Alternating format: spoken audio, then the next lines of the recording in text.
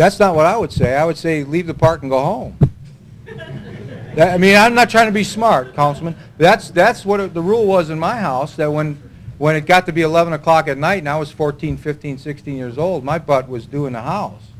Not in the park or on the street corner. Now, again, we get back to lots of other conditions that contribute to this, and we can't fix them all, but I support what Chief Bush says, that, and I think it goes back to this elite thing in our festivals. What we've learned is that when we properly communicate what's expected of our kids, and we're firm about it, and we're clear about it, and there are consequences of not behaving, our kids could become accustomed to that, and they behave. If the parks don't enforce standards of behavior, then anything goes, and I'm glad they do. That if you want to enjoy the park, you got to act in a certain way. You got to be respectful of other people. You got to act appropriate for young people. Obviously, they live a different lifestyle than us old folks do, but there are rules of conduct that are acceptable and not acceptable, and I hope that the parks enforce that. As far as what can kids do at 11, 12 o'clock at night, again, it goes back to, I'm going to go back to, that's something I can't chew because I can't bite that much off. There's lots of social agencies and lots of smart people in this room that can work on those things, and I'm interested in it, but I can't fix all that. This gentleman's been waiting a while. Mark Porch, Homework Mastery Center, Peoria. I have a question. I want my educational director say what she has to say too. One thing that has not been talked about in this meeting, and a lot of these meetings, people are not here. There are just officials here. Some of the concerned citizens are here, like Mr. Parker, he's here. Me and Keith Walls had a great conversation about you. These people lack love. You look at the name, no love. Kids formed the game because they wouldn't get any love at home, and at the school home either.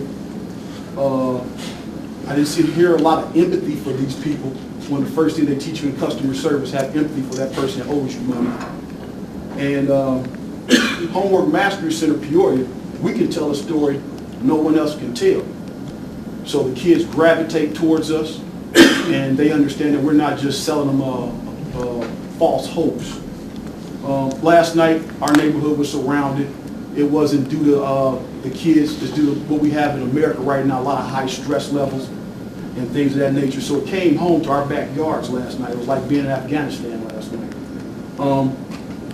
We have a thing we call from the root to the fruit.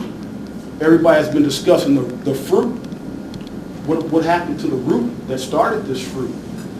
The grandparents, the parents, and everybody else. I grew up in a great neighborhood called State Park, Lincoln School. Sports Illustrated said that's where the crossover dribble started, but it was more than just dribbling. That's why Dwayne Banks is a big-time banker now, because education was first in those neighborhoods.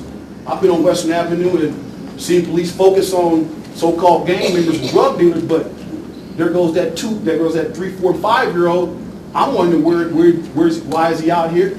I see the police look by the kid on the bike and go to the adult that they really want to get at. You know, when I was a kid at Carver Center, you know, I understood laws very well. You are a municipality. You know, the citizens pay your salary.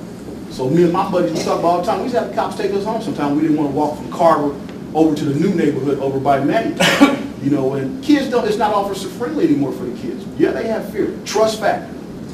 They don't trust their home. And they don't trust the police department. They don't trust anybody. But we have some things that they believe in and trust in. And it's just old American things. I say amen to all of that. I really do. I have empathy. I want all of these folks and these social service groups and the NAACP and everybody else who can contribute to this, solving this, to work on it, work on the root.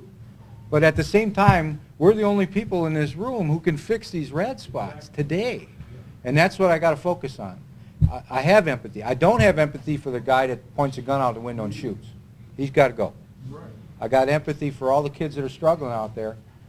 But I got to do what I can do, and only we can do, and get this under control. I got to put this fire out before I can worry about what's starting the fires. But I say amen to all of that. I'd love to see a resurgence of all of that in Peoria and people getting to the bottom of what's going on and working on the root causes so our kids don't get to that point where it's too late. Chief, we got Senator Kaler and Representative Gordon here. they have any input, any funding that's going to help us to get more police out? No, I support this effort. I think the chief is right on target with this. We have to concentrate on the hot spots. Everybody else has talked about the root causes. That's something we have to do as well. Just from a community, north side resident standpoint, we have to get involved with our neighborhoods. We have to know our neighbors. Once people start knowing each other and start interacting as family, that's when you can begin to resolve the problems. Earlier this year, the mayor and Representative Gordon and myself held some forums on Saturdays to try to look at alternatives to violence. I mean, really how do we have as a community some planned activities and things that are alternatives for people's idle time, basically. We've started the garden. There's other projects. There's other organizations that are doing all kinds of work on this, but until we really come together as a community and as a family, this thing is not going to be resolved. They're not just going to solve it. They're going to help, but we have to make up our minds that we're going to solve it. Just want to add shortly, I'd like to thank the law enforcement officers for coming together. But I think that we all have to remember that we all in this room have a job to do. Our law enforcement officers that are here to protect and to serve, that is what they have to do. The rest of us that are here in this room, we also have a job to do. As community members, we have to come together, because once they get to the point and they're pointing guns out of their cars or shooting up houses where young children are laying on the floor and sleeping and being shot, that's who they have to take care of. What we have to do as community members is we have to try to get to these young people and change their hearts, minds, and souls. Many of these young people don't have hope.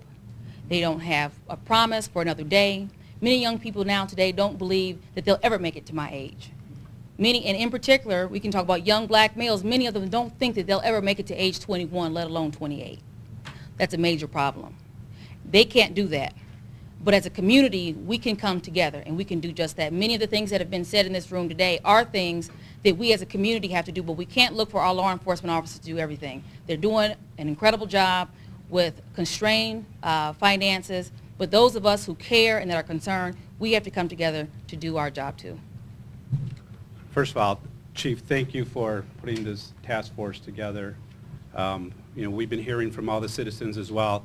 They have a great concern with all the shootings and murders that have been going on, and they just want to see immediate results happen. So thank you for putting this together.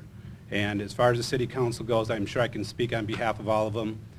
They'll support you, and I'm very happy to hear that you've managed this department in a way that we have overtime available right now, because our budget is very tight. But I'm sure if you come back to us with any other needs, we will support you as well.